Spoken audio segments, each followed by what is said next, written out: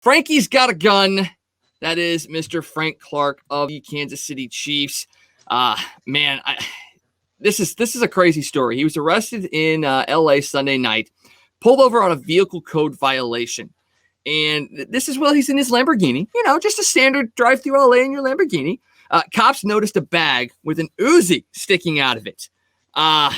He's out on bond. He signed a 5-year, $105.5 million contract after being acquired from Seattle in 2019. It was a big part of the Chiefs' defense last year. 14 sacks, 56 tackles over his last 2 seasons.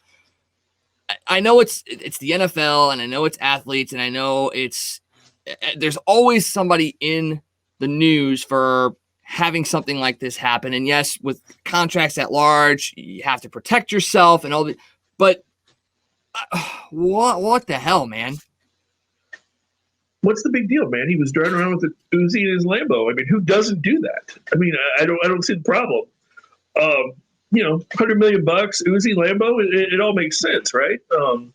Not a good look when you're supposed to be the leader of the defense. And, I'm sure Andy Reid's probably pulling his hair out right now with the different off the field things that have happened to that team in the last couple of years.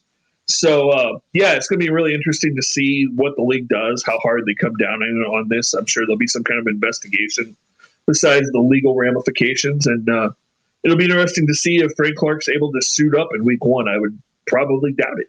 Well, that's the thing that's kind of a little crazy in my sense. Like, yeah, you sit there and you go, okay, a Lamborghini, guy's got an Uzi in there, but okay, did he legally own it? Did he have a right to carry it? Was he doing anything that would basically have the police say, okay, he's going to go do something with it? Like, what are all the factors involved? He was pulled over on a vehicle code violation. So, like, did he resist arrest? I mean, were there other pieces and mitigating factors around it that really kind of escalated it even further? Because if he's a legal gun owner, if he has a right to carry and it's registered to that gun and all that kind of, if all the legal stuff is there, like, there really isn't a reason for him to be disciplined by the NFL because everything he did was legal. Yes, it's not a good look, but if he was legally doing everything right, that's another murky subject. And I know it's, like I said, I know it's the NFL and I know that there's a lot of image issues, but there's also a lot of issues in the world that would maybe make a guy like a Frank Clark want to carry around something for protection. I mean, once again, it's a murky subject, but there's other pieces that go into it. You can't just look at it at face value and be like, okay, he had a gun in his car and he gets arrested. Right. Yeah. No, I agree with you. If there wasn't anything illegal going on, then, he should be fine. And it's not a story and we'll all be happy as Chiefs fans and we'll be able to watch him play. The thing you got to look at there is, he got pulled over. What were the things that led up to that? I mean, I know it was a code violation. So I'm sure more will come out about that. And then when we talk about, he had a gun in his car, it's not like we're saying, hey, he had a 9 in his car. He had a freaking Uzi.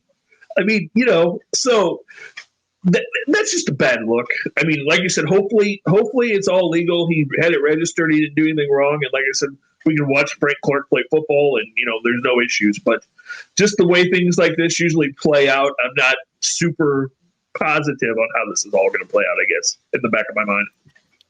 I'm right there with you. And like you said, the Chiefs have had a lot of issues off the field.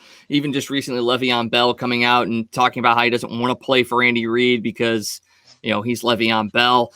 That's another piece that you look at and you go, it's not necessarily Andy Reid, because how many great stories have been told about Andy Reid, players stepping up and talking great about him. And yet Bell's the guy that's been from Pittsburgh to the Jets and now Chiefs. I mean, there's something else to this story, and I think it's more Bell trying to get out of Kansas City and find a bigger and better contract and a better situation for him, because I think he feels like he was underutilized in Kansas City last year.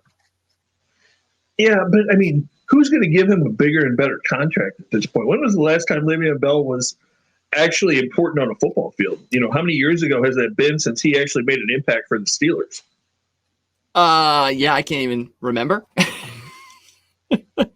That's all you got to say. I mean, you don't remember. If he couldn't do anything to help that Jets team, and he was kind of an afterthought with Kansas City, a team that had Super Bowl aspirations this past year, I mean, you're not really going to get much of anywhere. I mean, maybe he goes up to Detroit. Maybe Detroit looks at him and goes, "Ooh, that could be something that would compare with Jared Goff." Yay! That scares the people. Yeah, Jared Goff and Le'Veon Bell. Woo! Hey, Aaron Rodgers is looking for more weapons. He could probably go. Maybe that's what keeps him in Green Bay. Le'Veon Bell to Green Bay keeps Aaron Rodgers there. Oh, I mean, you have to talk about it. I mean, what is Aaron Rodgers going to be doing? I mean, is he going to play for Green Bay this year?